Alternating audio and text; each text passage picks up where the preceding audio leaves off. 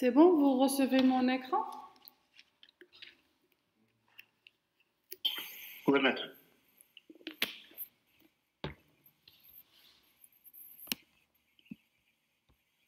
Donc voilà, on commence notre premier cours sur le développement mobile. L'intitulé du module, c'est ingénierie multimédia. Bien sûr, c'est le développement mobile. Donc, bien sûr, on va se focaliser bien sûr sur le développement mobile. Donc, voici le plan de cette séance. Donc, on va faire une petite introduction, petite présentation Android, configuration, installation et un petit projet Android. Donc, voilà. Donc, pour les applications mobiles, il y a deux méthodes pour développer les applications mobiles. Il y a le développement mobile natif, il y a le développement mobile cross-platform. Est-ce que vous avez une idée la différence entre les deux? Je pense, madame, que le développement mobile natif demande la programmation par langage de programmation. Ça dépend du système d'exploitation du téléphone, iOS ou Android. Alors que cross-platform, c'est comme PWA. Ça fonctionne de la même façon pour les deux systèmes. Voilà, donc c'est ça. Oui, Ousmane? Oui, Omar? Oui. Pour le cross-platform, c'est le même code, le même projet et peut se exporter sur plusieurs formats. Voilà, donc c'est ça. Donc il y a deux manières de développer les applications mobiles, soit développer en natif, soit développer en cross-platform. Le natif, ça veut dire que l'application, elle est développée spécifiquement pour un système d'exploitation bien précis. Un seul système d'exploitation. L'application, elle est développée pour ça. C'est bon? De ce fait, par exemple, si on développe en natif une application Android, cette application ne peut pas fonctionner sur iOS parce que c'est développé en natif. C'est bon? Et ça, c'est dû au fait qu'il existe différents langages et technologies pour chaque système d'exploitation. Alors, quels sont les systèmes d'exploitation que vous connaissez, qu'on connaît tous? Oui? iOS et Android, madame. Android, il y a aussi... Et il y a d'autres OS pour Microsoft Nexus. Oui, c'est ça. Il y a aussi pour le Windows. C'est le Windows Phone, mais le Windows Phone, c'est abandonné à partir de 2017. Ça n'a pas donné grand-chose. Ils ont arrêté de développer ce Windows Phone qui s'appelle Windows 10 Mobile, mais actuellement, ils sont en cours de retravailler pour encore conquérir ce marché du mobile. Comme vous le savez, Microsoft, il a envahi le monde des PC portables. Maintenant, il se prépare encore pour raviver, donner encore vie à ce système d'exploitation pour les Windows mobiles, mais d'une manière encore plus importante. Alors, comme on a dit, le développement natif, c'est développer une application qui fonctionne uniquement pour un système d'exploitation bien précis, en utilisant les technologies propres à ces systèmes d'exploitation. Par exemple, les grandes entreprises qu'on connaît bien tous, c'est Apple, Google et Microsoft. Alors pour Apple, il y a les appareils, il y a les iPhones et les iPads. Ce sont des dispositifs mobiles. Le système d'exploitation, c'est iOS. Et pour la plateforme de téléchargement, c'est App Store. Et bien sûr, pour développer ces applications, on utilise quel langage? On utilise soit Objective-C et Swift. Et l'environnement de développement, c'est Xcode. C'est bon? Pour Google, bien sûr, les appareils, c'est les smartphones, les tablettes, les télévisions, même les voitures. Même aussi pour Apple, il y a aussi le Apple Car, donc pour les voitures, etc. Pour les machines à laver, il y a plusieurs appareils. Bien sûr, le système d'exploitation, c'est Android. Et pour les plateformes de téléchargement, on télécharge de Google Play. Il y a aussi Amazon. On peut télécharger des applications Android à partir de Amazon. Pour le langage de programmation, c'est le langage le plus utilisé, c'est Java. Il y a aussi une tendance actuelle vers le Kotlin, mais le Java, c'est encore mieux. C'est utilisé partout. Il y a beaucoup de ressources, beaucoup de documentation, beaucoup de tutoriels, etc. Mais il y a aussi le langage Kotlin. Quand on va créer notre premier projet, vous pouvez voir que vous pouvez choisir entre deux langages, soit Java, soit Kotlin. Et bien sûr, l'environnement de développement, c'est Android Studio. C'est bon? Alors pour Microsoft, bien sûr, les appareils, ce sont les Windows Phone. Système d'exploitation, c'est Windows Phone, ou bien dès 2017, ça s'appelle Windows 10 Mobile. C'est abandonné depuis 2017, mais maintenant, ils sont en cours de travailler pour reconquérir ce monde des dispositifs mobiles. Je pense qu'ils sont en train de produire un système d'exploitation. Si je me rappelle bien du nom, c'est Ondemera, là, je ne sais pas. C'est comme ça. Ils sont en train, vous pouvez chercher l'information. Bien sûr, pour télécharger les applications, on le télécharge via le Windows Store. Pour les langages de programmation, c'est C#, C++, c'est tout un mixte.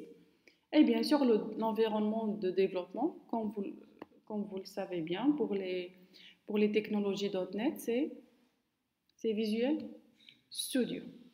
C'est bon? Donc, voici les trois systèmes d'exploitation. Donc, pour développer des applications... Oui. Madame, Objective-C, c'est un langage de programmation? Oui, pour produire des applications pour le iOS. Oui. Objective-C ou bien Swift.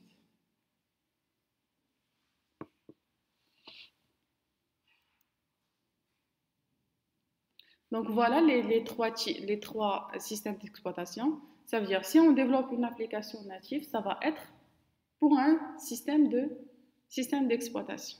C'est bon? Si on développe sur Xcode en utilisant l'Objective-C ou Swift, c'est bon? C'est pour iOS. Si on utilise Android Studio avec le Java, etc., c'est pour développer des applications Android. Et la même chose pour Visual Studio et C# pour produire des applications Windows Phone. C'est bon? Donc voilà. Il y a l'autre type, c'est une application mobile cross-platform. Déjà le nom explique comment ça fonctionne. Une application cross-platform, il y a un seul code, mais qui pourra exporter dans les différents iOS. Ça dépend, c'est destiné pour quel OS. Majoritairement, ça va être pour iOS et Android. C'est bon? Donc, cette technologie cross-platform, il y a différentes plateformes. Madame? Oui? Madame, juste maintenant, il y a un coupure de son parce que je n'ai pas bien attendu. J'ai posé la question, mais je n'ai pas attendu. Oui, madame, on n'a rien entendu pour les dernières 2 minutes presque. Ah, d'accord. C'est bon.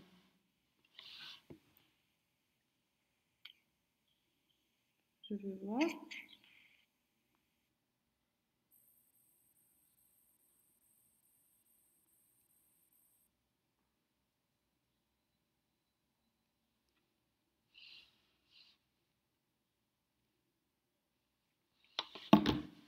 Donc, vous n'avez pas entendu depuis la question de Yassine Mabrouk, c'est ça? Oui, madame. Oui, madame. Vous m'avez dit que Objective-C, est-ce que c'est un langage? Oui, c'est un langage de programmation orienté objet pour développer des applications destinées à iOS. C'est bon? Donc, vous m'entendez bien maintenant? Oui, madame. Voilà. Donc, Objective-C, ça n'a rien à voir avec C. Non, ça n'a rien à voir. Ça pourrait être une extension de C, mais c'est pour destiner à iOS. C'est un langage conçu pour les applications qui seront déployées sur des systèmes d'exploitation iOS. C'est bon? Bon, merci.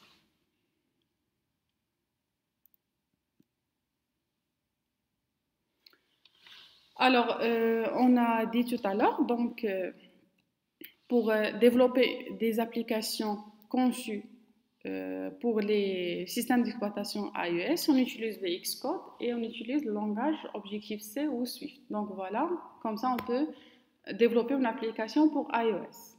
Si on utilise Android Studio, soit avec le langage Java ou Kotlin, on va produire des applications conçues spécialement pour Android, etc. Donc c'est ça le développement natif. Alors pour les applications ou pour le développement mobile cross-platform, il y a cette technique, c'est que l'application elle est codée en un seul langage, avec une seule plateforme, mais ça pourrait être exporté vers différents systèmes d'exploitation. Donc, vers la fin de ce module-là, on essaiera de fournir un effort de voir les différents types des applications, des plateformes cross-platform. C'est bon? Donc, il y a les plateformes de développement mobile hybride, ça s'appelle l'approche hybride, on utilise Ionic et Cordova. Il y a les plateformes de développement mobile cross-platform aussi React Native. Et il y a les plateformes de développement mobile cross-platform Flutter. Donc on essaiera de voir au moins une technologie vers la fin de ce module-là. Donc comme ça, vous aurez les différentes techniques, les différentes compétences nécessaires pour développer une application mobile. Alors, c'est quoi l'avantage de développer en natif? À votre avis, ça va être quoi l'avantage? Vous avez accès à plus de fonctionnalités. Voilà, pour le natif, c'est bon. Vous avez accès à plusieurs fonctionnalités. Vous exploitez de plus les fonctionnalités natives du téléphone, telles que GPS, appareil, photo, Bluetooth, etc. C'est un développement facile. Encore? Madame, cross-platform est moins cher que maintenant, on parle des avantages du natif. Oui, c'est moins cher. Oui, parce que pour le cross-platform, s'il y a une erreur, il y a un bug, on peut le corriger une seule fois. La maintenance, elle est facile et moins coûteuse par rapport au natif. Natif, c'est si on veut produire une application native, on doit la produire sur Android et on va par exemple la produire sur iOS. Si on découvre un bug, on doit le corriger ici sur Android, on doit corriger sur iOS. C'est coûteux, c'est cher, mais c'est performant parce que comme on dit, parfois on dit que la polyvalence tue la compétence. Mais si on se focalise sur une chose, bien sûr, elle sera plus performante. Parce que c'est destiné pour ce système d'exploitation, donc il va tirer au profit le maximum possible de ce système d'exploitation. Il va s'adapter à 100% avec ce système d'exploitation. Mais si tu produis une chose qui va vers plusieurs plateformes, bien sûr, il doit rester médium entre les différents systèmes d'exploitation, mais ça n'empêche pas, on pourrait produire des applications qui sont très performantes. C'est bon? Mais bien sûr, chaque chose, elle a ses avantages et ses inconvénients. C'est bon. Alors, vous avez dit, pour le natif, c'est coûteux, c'est cher. Les cross-platforms, ça va être moins cher. Autre chose, pour la maintenance, c'est facile pour le cross-platform. Il est aussi très cher. Oui, il est aussi le natif par rapport au cross-platform. C'est trop cher. C'est bon? Oui, trop cher. Oui. Pour le natif, il y a un accès plus facile aux fonctionnalités natives avancées du téléphone. On y a accès facilement. C'est bon? Et pour les développements natifs, on peut développer sans utiliser Internet. Donc, ne requiert pas forcément Internet pour fonctionner, ce qui est un réel avantage. Et bien sûr, elle respecte le code design de chaque plateforme. C'est Android, on tire profit de Android. Si c'est iOS, on tire au maximum profit des avantages de iOS. Donc, ça donnera une expérience utilisateur vraiment très poussée. C'est bon, parce que c'est destiné à chaque système d'exploitation. C'est bon. Pour le cross-platform, c'est plus facile aussi, c'est plus rapide à développer, surtout pour ceux qui maîtrisent les techniques de développement pour des applications web. Il trouvera plus facile d'utiliser par exemple Ionic que Cordova pour développer des applications mobiles. Parce qu'ils ont presque la même logique. Pour ceux qui utilisent React.js pour le web, il va trouver que c'est facile d'utiliser React Native pour le développement mobile. Et Flutter aussi, Flutter, c'est la tendance, c'est récent, parce que ça date uniquement il y a 2 ans qu'on a commencé à travailler avec Flutter. Donc, c'est la tendance, c'est aussi c'est amusant à créer des applications avec Flutter. Donc, on découvrira ça, Inch'Allah, vers la fin du module. C'est bon? Donc, on a dit pour la maintenance, bien sûr, pour le cross-platform, c'est maintenable d'une manière plus rapide. Mais bien sûr, on a dit toutes ces facilités ont un prix. Les performances de l'application sont moins bonnes et moins stables puisque le système est moins adapté à chaque plateforme. C'est tout à fait normal. Android, ça va être plus puissant si on développe uniquement pour Android ou si on développe uniquement pour iOS. Si on développe une chose pour 2, bien sûr, ça va un peu dégrader un petit peu la performance, mais ça reste toujours une bonne solution. Il y a pour chaque type de développement, que ce soit le natif ou le cross-platform, il y a les avantages, il y a les inconvénients. Donc, ça dépend aux besoins, ça dépend au budget, et ça dépend, elle est destinée à quel utilisateur, etc. Donc, toujours, il y a des choix à faire. C'est bon? Alors, si on parle un petit peu sur les statistiques, alors, on va trouver que même dans la classe, qui a un portable qui travaille sur Android? Othman, Sabi, les autres? Moi. Moi aussi. Presque toute la classe, c'est ça. Donc, logiquement parlant, Android, c'est très, très répandu. À peu près, c'est 80% des appareils vendus selon cette étude en 2018, c'était pour Android, parce que c'est open source, c'est gratuit, c'est accessible. Et déjà pour les appareils qui tournent sur Android, ils sont moins chers par rapport, par exemple, à Apple.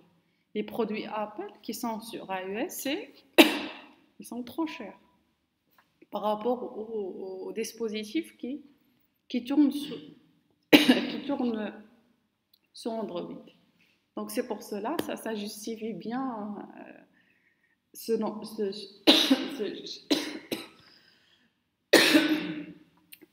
statistiques-là. C'est à peu près les produits Apple par rapport aux produits qui tournent sur Android, c'est à peu près les mêmes performances.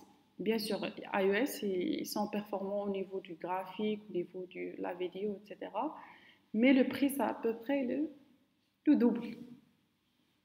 Donc, ça montre bien pourquoi les appareils sont assez répandus. Donc, voilà, donc c'est 80% des smartphones vendus.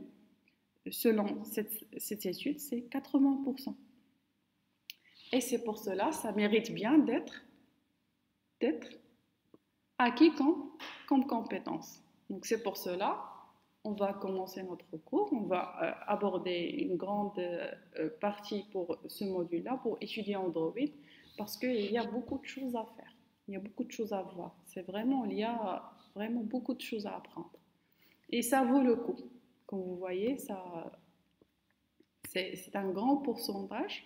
Donc, c'est bien de commencer avec un développement qui est natif. Comme ça, on tire profit au maximum des fonctionnalités. Après, on va basculer pour découvrir autre chose. Le cross-platform. C'est bon? Donc, c'est pour cela, on va commencer avec Android.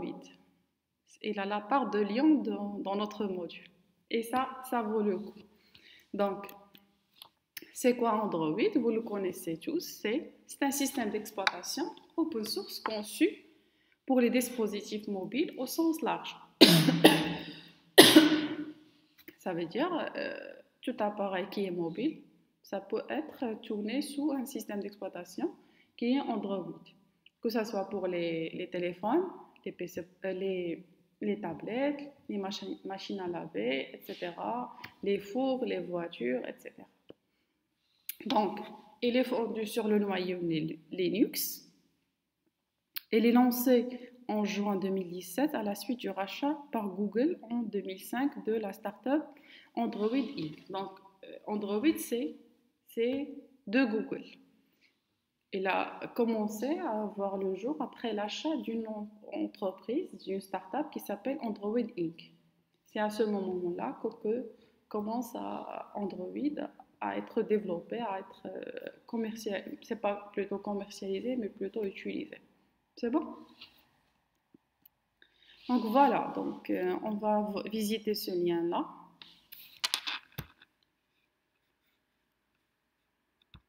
Pour voir quelles sont les différentes versions d'Android, parce que ici, tout est mis à jour. Est-ce que vous arrivez à voir? C'est bon? Alors, maintenant, on est actuellement... Oui? J'ai juste répondu. Oui, madame, on voit bien. Oui. Donc, voilà, on est... ce lien-là, il contient les différentes versions d'Android. Depuis le départ jusqu'à nos jours. Actuellement, la dernière version qui existe aujourd'hui, c'est 11. À peu près, il y a une version une à deux versions chaque année qui s'ajoutent. C'est bon, chaque 6 mois, etc., il y a une nouvelle version. L'année dernière, on a travaillé avec la version 10.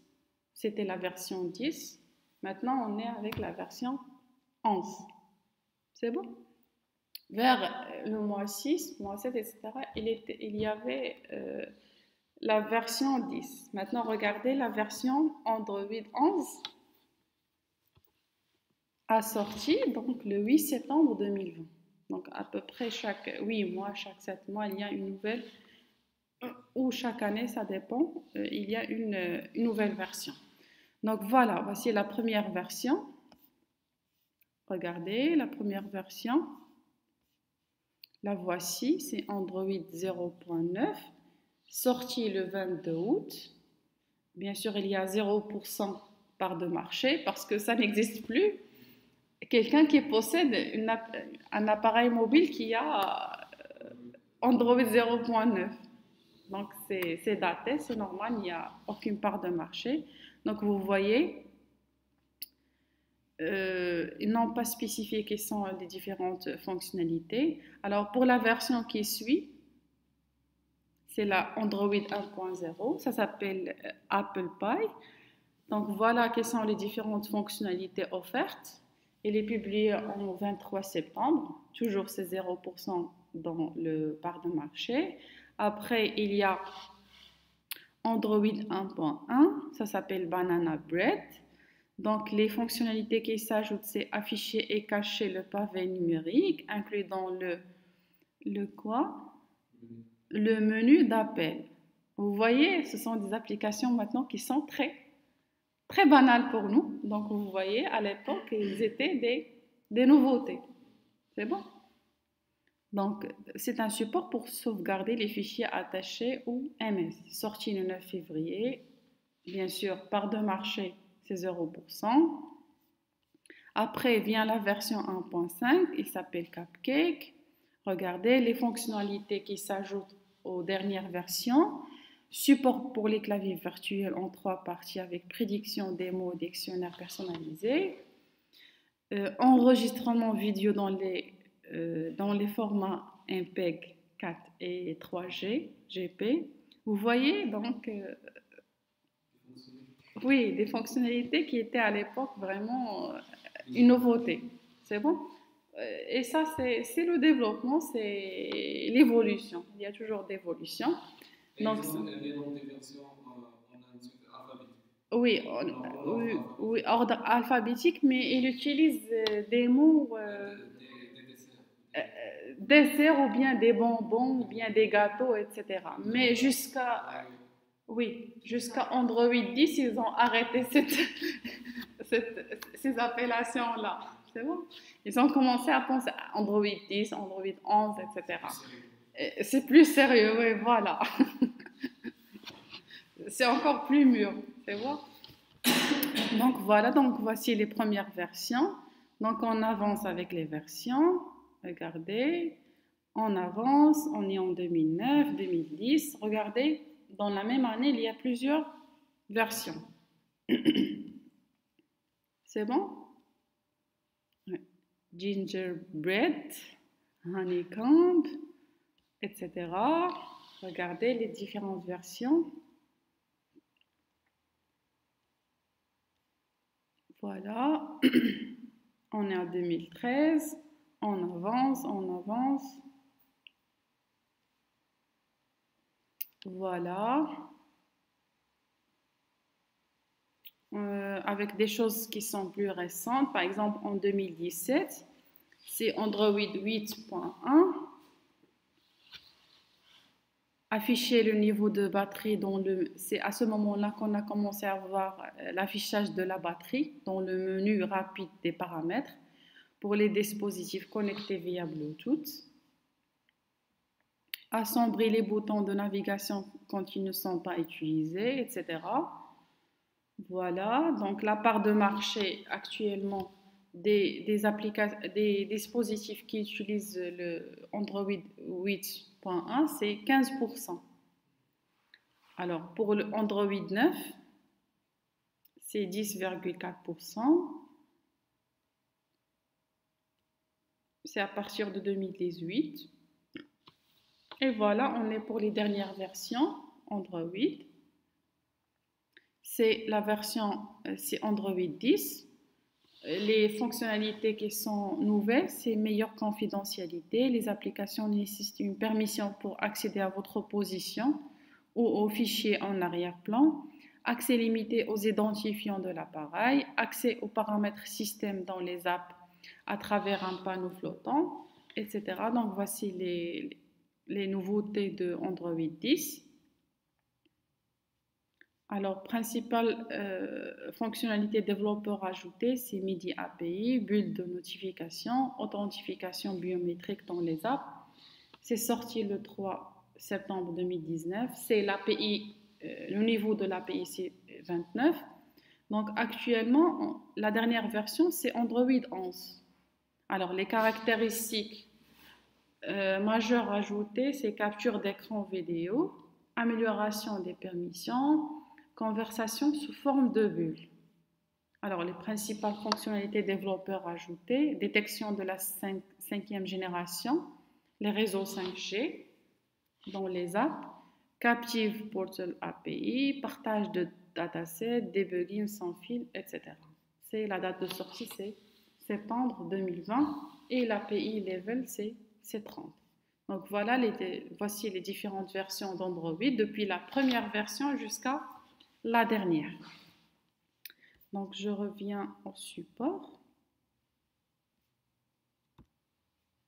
Donc voilà, nous avons vu quelles sont les différentes versions d'Android.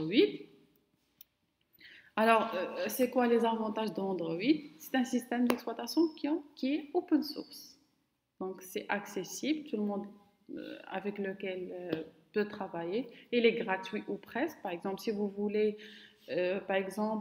poster les applications sur le Play Store, parfois c'est gratuit, parfois vous pouvez payer $25. Donc, ça dépend les conditions, etc., ça change, mais majoritairement, elle est gratuite et open source. Facile à vendre, bien sûr, parce que la majorité des gens, ils ont des dispositifs qui tournent sous Android, donc les applications sont plus téléchargeables. C'est bon? Donc facile à vendre et flexible. Donc elle est extrêmement portable. Vous pouvez trouver sur le portable, sur tablette, sur une télévision, sur une voiture, sur une machine à laver, sur un four, etc. Donc elle est extrêmement flexible. Elle est complémentaire parce que vous pouvez combiner plusieurs composants totalement différents. Par exemple, l'appareil photo avec le GPS, vous pouvez les combiner. Ça peut produire une photo avec les coordonnées de cette photo-là. Donc, elle est complémentaire et elle est facile à développer parce que les API sont accessibles et sont faciles à utiliser. Donc, c'est pour cela, elle est facile à développer. Parce que ces API-là sont très complètes et très faciles à y accéder. On verra ça lorsque, par exemple, on va utiliser l'API pour la géolocalisation, l'API, par exemple, pour intégrer une vidéo YouTube, etc. Vous allez découvrir plusieurs API. C'est facile à utiliser, c'est facile à manipuler. Alors déjà, c'est quoi une API? Une API, c'est une interface de programmation qui a un ensemble de règles à suivre pour pouvoir dialoguer avec d'autres applications. Pour l'API de géolocalisation, il contient différentes règles, différentes méthodes, différentes classes, etc. pour pouvoir utiliser la géolocalisation, pour intégrer, pour donner des permissions au GPS, etc. pour utiliser la géolocalisation. On utilise une API. On va utiliser ça, c'est l'API de Google, quand on arrive à ce point-là. Donc, les API sont là pour faciliter le développement. Par exemple, si on veut intégrer une vidéo YouTube, on peut utiliser une certaine API, etc. C'est bon? Donc, bien sûr, pour télécharger une application mobile, alors, sur Android, qu'est-ce que vous faites? Google Play, c'est ça? C'est Google Play Store. Facile, vous cherchez l'application, vous téléchargez. Sinon, est-ce que vous connaissez notre méthode? On peut télécharger une application APK et l'installer. Voilà, mais pas tout le monde fait ça. Qui connaît cette technique? Qui l'a déjà utilisée? Quelle technique, madame? Je n'ai pas bien entendu ce que Othman a dit. Ah, d'accord. Il y a deux techniques pour télécharger une application qui est développée sur Android. Oui. Lorsque vous voulez installer une application, qu'est-ce que vous faites? Soit vous le téléchargez par Play Store, soit vous le téléchargez depuis Internet, un fichier APK. Voilà. Oui, depuis Google. Et pour l'installer, il faut activer les sources inconnues. Voilà. Mais est-ce que tout le monde utilise cette technique? Oui, madame. Tout le monde qui utilise SnapTube. Quoi? Tous les gens qui utilisent une application qui s'appelle SnapTube, il fallait qu'ils ont déjà utilisé cette méthode. C'est quoi SnapTube? Même si c'est une application de téléchargement de ressources Internet, soit des vidéos d'autres. Voilà. Elle n'est pas accessible via le Google Play Store, c'est ça? Sûr. Non, oui, oui. Les filles, je ne pense pas que vous avez utilisé cette technique, non? Est-ce qu'il y a une fille qui a déjà téléchargé? Non. Oui? Non, madame. Non? Personne. Donc voilà, donc il y a deux techniques. La technique classique, c'est directement, on est dans le Google Play Store, on télécharge l'application, voilà, cliquez sur installer, acceptez les permissions, etc. Accepter les permissions, etc. Donc voilà, on a notre application qui tourne. Il suffit de cliquer sur ouvrir et voilà. Sinon, il y a une deuxième méthode.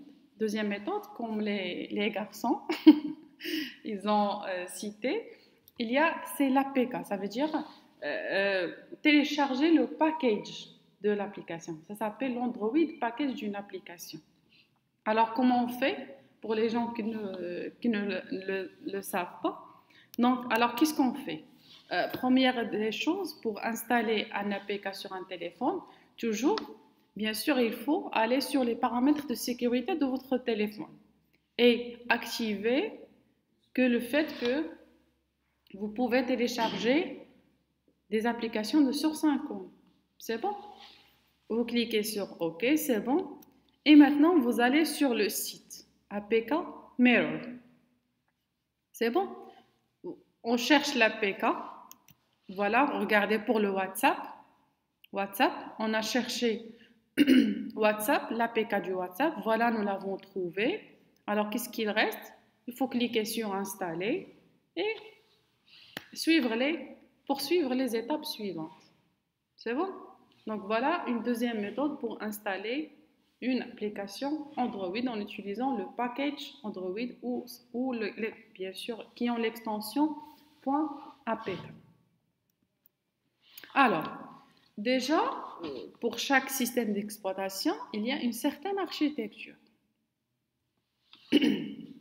Pour Android, alors tout ça, ça ne fonctionne pas en un seul coup. Bien sûr, il y a un enchaînement. C'est pour cela, lorsque vous allumez votre téléphone, vous remarquez que ça prendra du temps. C'est bon? Parce que il commence de la première couche à la dernière. Il passe par toutes ces étapes-là. Alors, pour Android, son architecture, elle est basée sur 4 couches. La première couche, c'est le noyau. C'est le noyau Linux. Le noyau de Linux qui permet, il contient tous les drivers qui peuvent nous aider à tirer profit du dispositif qui est, dans un premier lieu, un matériel, sans âme. Pour accéder à ce matériel-là, on a besoin de quelque chose, un dispositif logiciel qui nous permet de faire fonctionner ce matériel-là, de faire fonctionner sa caméra, son Bluetooth, etc. C'est le noyau. Donc la première couche, c'est le noyau de Linux. C'est bon? La deuxième couche, il contient les librairies et une couche adjacente, c'est le Android Runtime. On verra ça par le détail de chaque couche. Et les 2 autres couches, c'est la couche des frameworks et la couche des applications.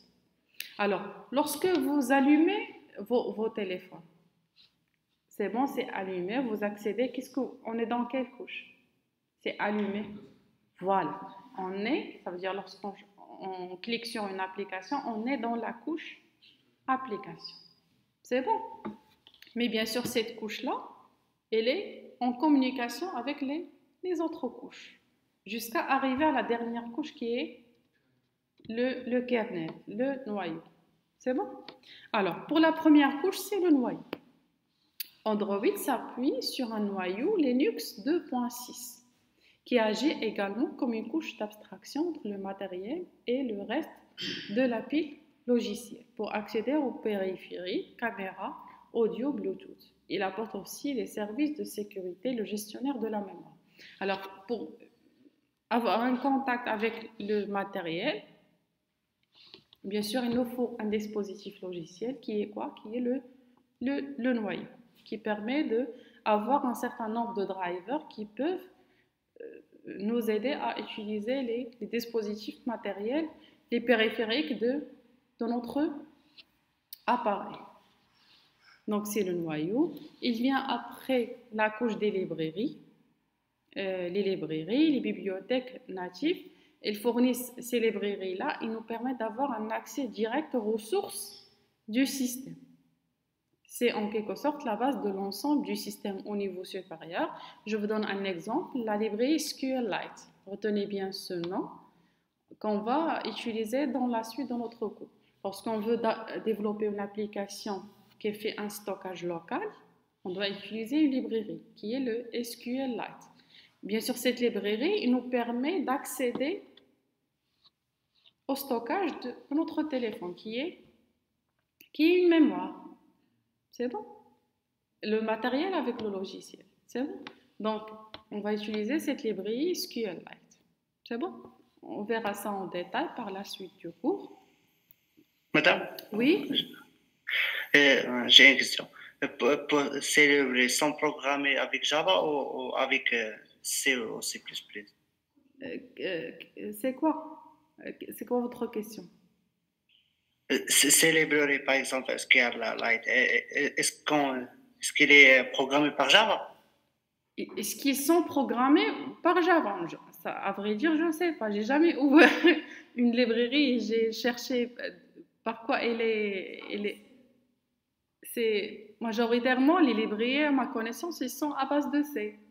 Mais je ne sais pas. Je ne sais pas vraiment avec quel langage ils sont programmés. On peut chercher ça.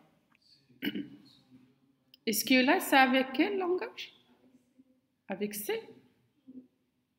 La totalité de l'Android est écrite en C, XML, assembleur, Python, Shell Script, Go, Make. Il y a tout un mélange des langages. Oui, on ne sait pas. Les librairies sont déjà là, sont faites, donc je me suis jamais posé la question avec quel langage ils sont faits. L'essentiel, c'est quand on les utilise. Mais bon, ça reste une information à savoir, donc merci pour la question. J'ai toujours la question pour les systèmes embarqués. Comment ils sont programmés, ces systèmes embarqués comme ces librairies, par exemple? J'ai toujours cette question. Ah, d'accord. D'accord, c'est bon. J'ai toujours posé la question, comment, par exemple, c'est les librairies embarquées qui sont programmées? Vous avez eu votre réponse ou pas encore?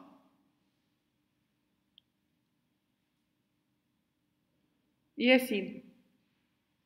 Pas encore. Pas encore. Et voilà, il faut demander à quelqu'un qui a déjà développé une librairie. C'est bon? Mais c'est bien, déjà, une question, c'est une curiosité bien sûr à assouvir. C'est bon? Donc voilà, voici les différentes librairies. Il y a le SQLite, c'est pour la base de données relationnelle. Il y a le FreeType qui est un moteur de rendu des polices de caractères. Il y a le WebKit, moteur de rendu HTML, etc. Donc il y a différentes librairies. Il y a OpenSSL qui fait le cryptage des données. OpenGL gère le graphisme en 3D, etc. Donc il y a plusieurs librairies. Alors, pour le niveau adjacent, regardez, au même niveau des librairies, regardez, les librairies sont en vert et il y a un autre niveau adjacent qui est au même niveau des librairies. C'est le Android Runtime. Alors, comme vous le savez, la majorité, bien sûr, Android, on utilise le Java. Alors, pour exécuter les applications Java, qu'est-ce qu'on a besoin? Une Java? Une machine virtuelle.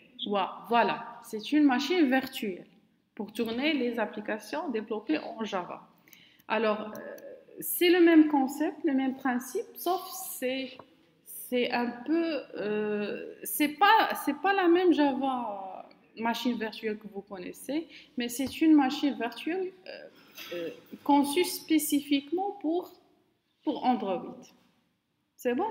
Ça s'appelle le Dalvik Virtual Machine. C'est une machine virtuelle Java, mais c'est uniquement pour Android. Bien sûr, pourquoi cette machine virtuelle? Alors, pour qu'un programme fonctionne, il doit d'abord passer par une étape de compilation. La compilation, est-ce que vous vous rappelez bien du cours? Pour faire la compilation, on passe plusieurs étapes, etc. On a bien compris ce concept-là.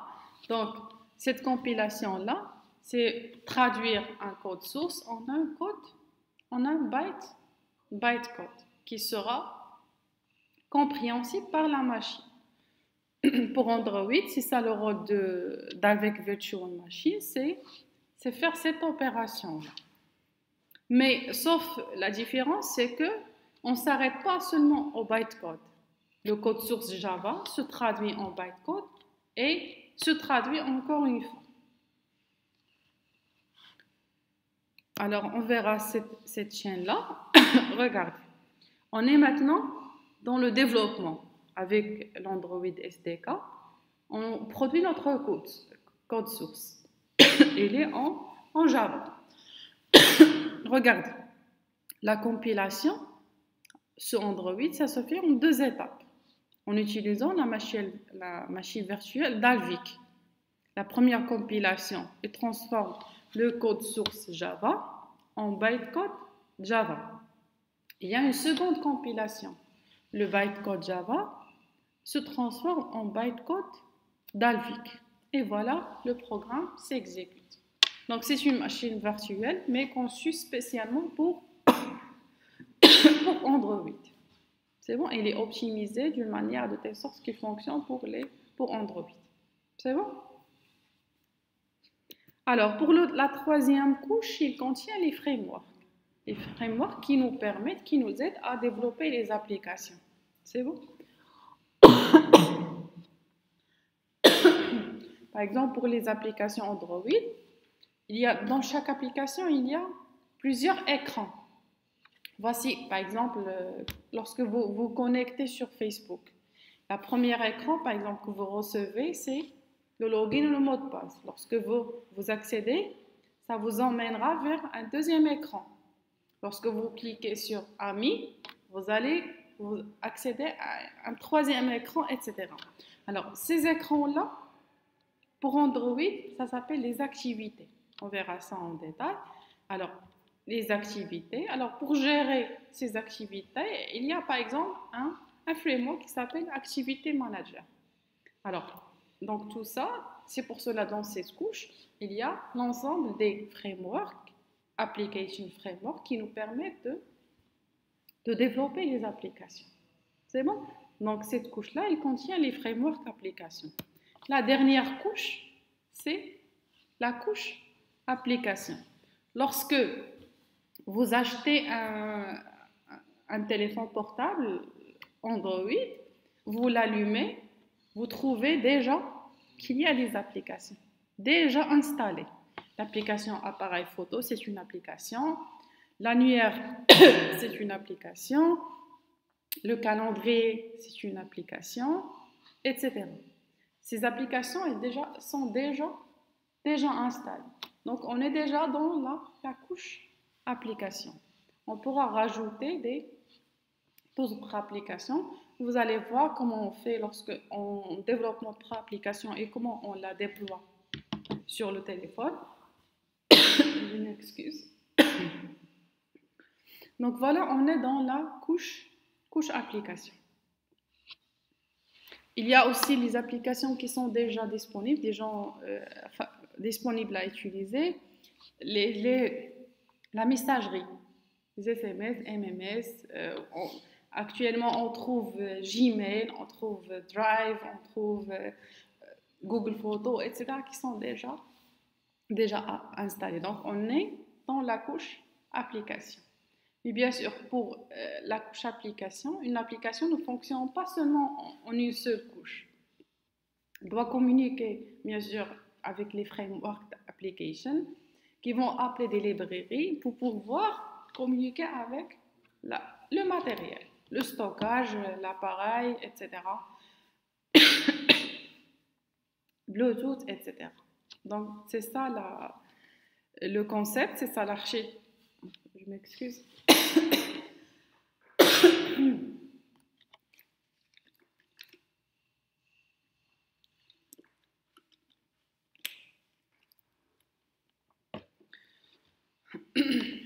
Donc voilà.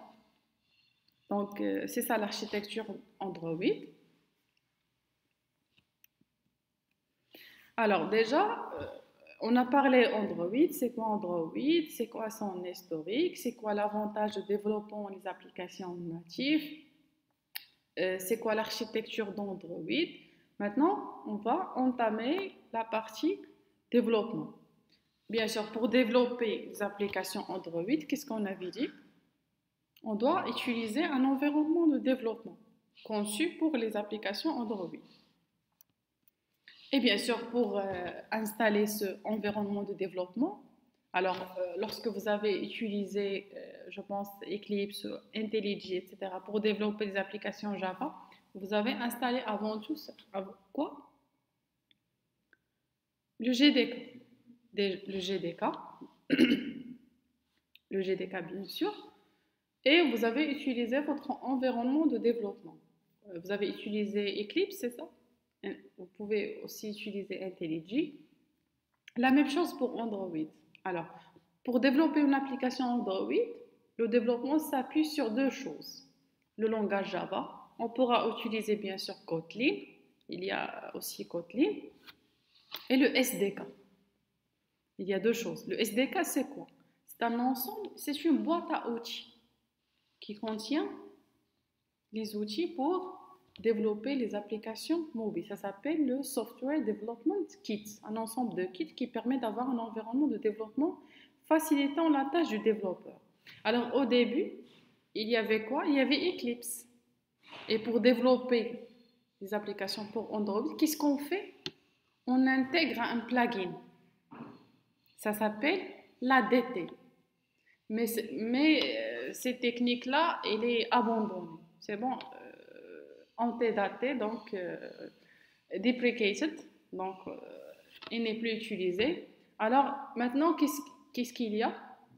Ils ont conçu un environnement de développement basé sur IntelliJ, mais conçu spécialement pour les applications Android. C'est Android Studio.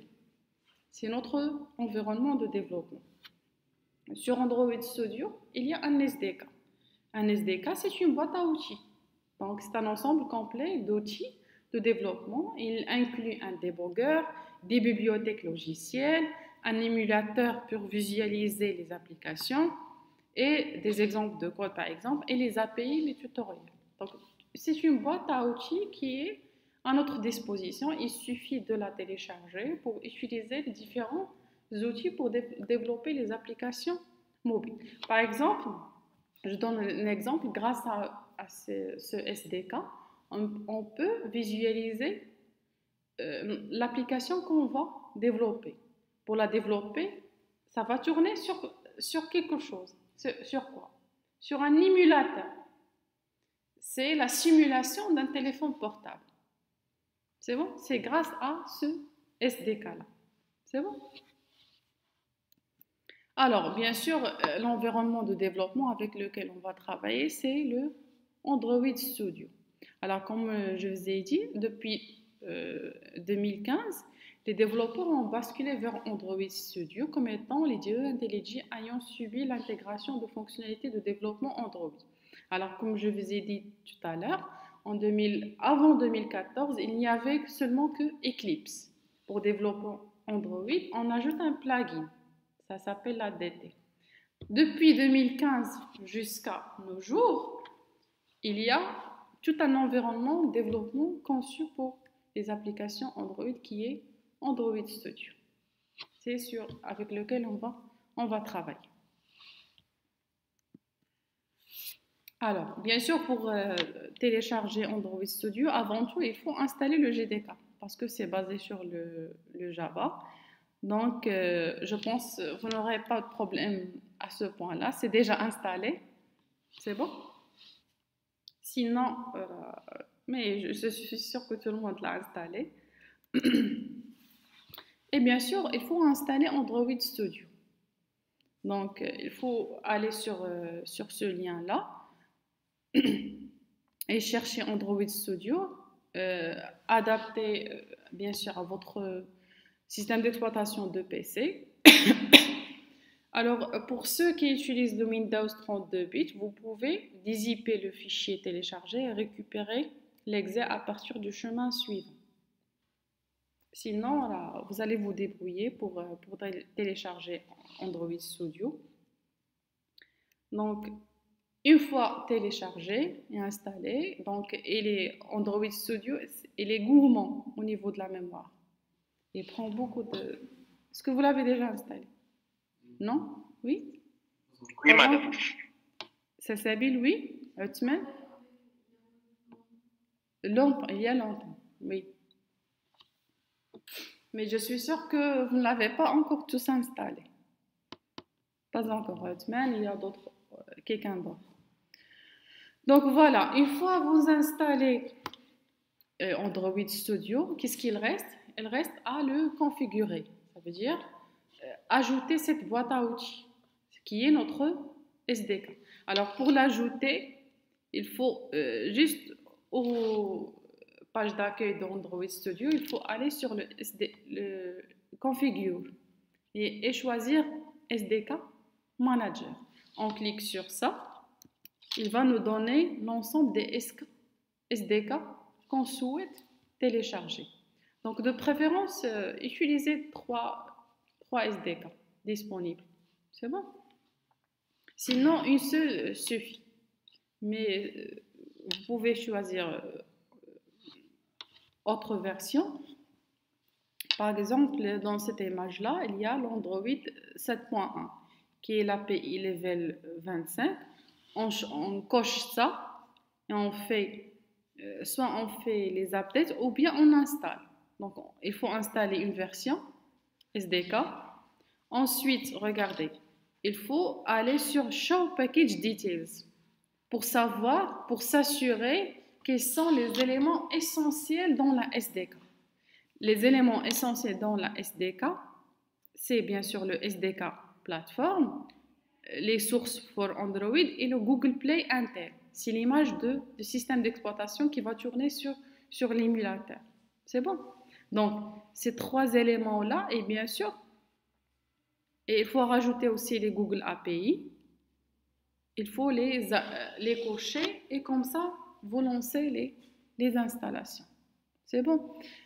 Il faut commencer par ça et après, au fur et à mesure qu'on développe, il se peut parfois qu'on a besoin d'autre chose. Donc, on peut les télécharger, les installer. Mais ces choses-là, ils sont essentielles. Il faut être sûr qu'ils sont bien cochés pour les installer.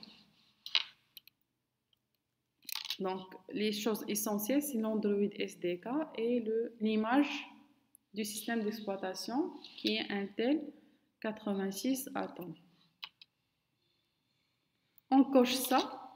Après, on va sur l'onglet SDK Tools et on vérifie est-ce que ces éléments-là sont cochés. L'Android Emulator, Android SDK Platform Tools, Android SDK Tools, Android SDK Build, Google Play Service, Intel Emulator Accelerator, etc. Et les supports repository, etc. Donc, on doit cocher ça. On vérifie s'ils ne sont pas cochés, sinon on les coche et on lance l'installation. Ça prend un peu de temps, mais après, vous n'allez pas vous tarder beaucoup sur l'installation. Mais au début, ça prend un peu de temps. Après, maintenant, l'environnement, elle est prêt. Alors, qu'est-ce qu'il reste à faire? Il reste à développer et afficher ce qu'on a développé. Alors, comme je vous ai dit tout à l'heure, pour afficher ce qu'on a développé, qu'est-ce qu'il nous faut? Il nous faut un émulateur. C'est la simulation du téléphone portable sur le PC. C'est bon? Alors, pour l'émulateur, pour l'installer, il faut aller sur le bouton AVD Manager. C'est bon? C'est l'AVD Manager. Après, ici, regardez, un émulateur il est déjà configuré, déjà installé. Sinon, vous pouvez ajouter un deuxième émulateur, c'est Create Virtual Device. On clique sur ça. Après, on choisit, est-ce que c'est pour TV, phone, etc. On choisit les dimensions de l'émulateur qu'on souhaite avoir. Ici, on a choisi ça. Après, on clique sur Next. Et voilà, il reste la dernière des choses. Il faut télécharger une image du système d'exploitation. Si elle n'est pas téléchargée, il faut cliquer sur Download. C'est bon? Et après, une fois téléchargé, c'est bon, l'émulateur est dans sa dernière étape. On est sur cet écran-là, on vérifie les caractéristiques de notre émulateur et après, on peut lui donner un nom. Et voilà, on clique sur Finish. C'est bon? Voilà, donc après avoir tourné par exemple l'émulateur, on aura cette image-là. Donc je vais voir si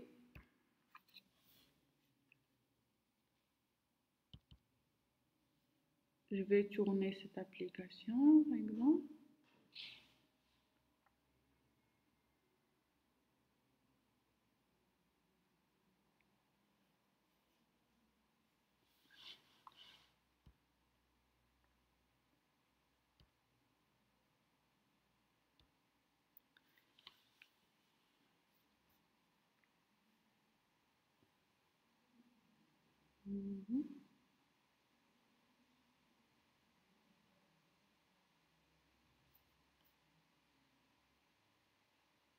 Il est un peu gourmand au niveau des ressources, donc ça prend un peu du temps. Donc voici l'émulateur. Vous le voyez? Il commence à se lancer, regardez. C'est à peu près la même... c'est le même concept des téléphones qu'on a. Il prend du temps pour démarrer parce qu'il passe par les 4 couches. Donc c'est un peu lent. Donc voici l'émulateur. Donc l'application, ça va s'afficher ici.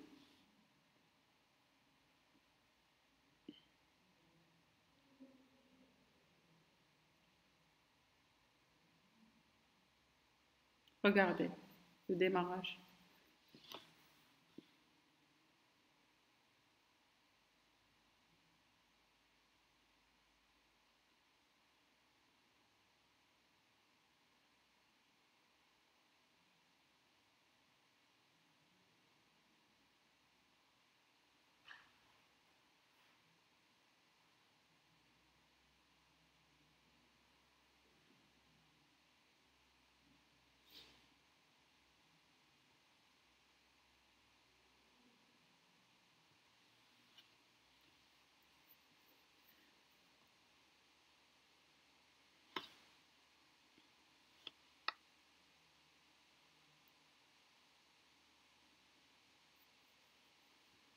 Ça prend du temps.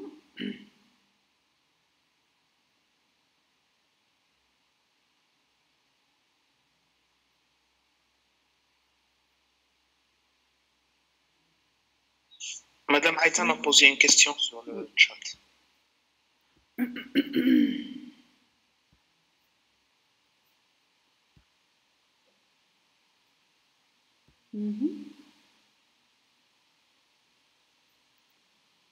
Oui, Gradle, oui. Gradle est déjà intégré dans Android Studio. Le Gradle, c'est le compilateur.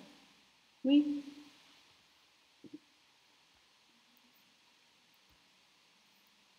Donc, en attendant que l'application fonctionne, vous voyez, parce que c'est gourmand au niveau des ressources, donc ça prend un peu du temps. Alors, je continue. Alors, vous voyez, un émulateur, c'est parfois, c'est très lourd à utiliser. Donc, il y a une autre solution pour, bien sûr, pour tester les applications, c'est votre téléphone ou votre tablette. Donc, on peut connecter ça et utiliser et afficher les applications que vous avez développées sur votre téléphone. C'est plus rapide qu'un émulateur. C'est bon? Alors, c'est quoi la technique pour configurer, bien sûr, votre téléphone smartphone? Il suffit quoi? Il suffit bien sûr avoir votre câble USB et un smartphone, bien sûr, avec Android, et installer le driver sur votre PC correspondant à votre téléphone portable. Après, alors pour faire accepter le fait que vous pouvez déployer des applications sur votre téléphone portable, il faut bien sûr activer certaines fonctionnalités dans votre téléphone. L'idée c'est quoi? C'est activer le mode développeur. Comme ça, le téléphone, il a cette conscience que vous êtes un développeur. C'est bon? Ça veut dire que vous testez vos applications sur votre téléphone. Il faut activer ce mode-là parce qu'il n'est pas activé par défaut.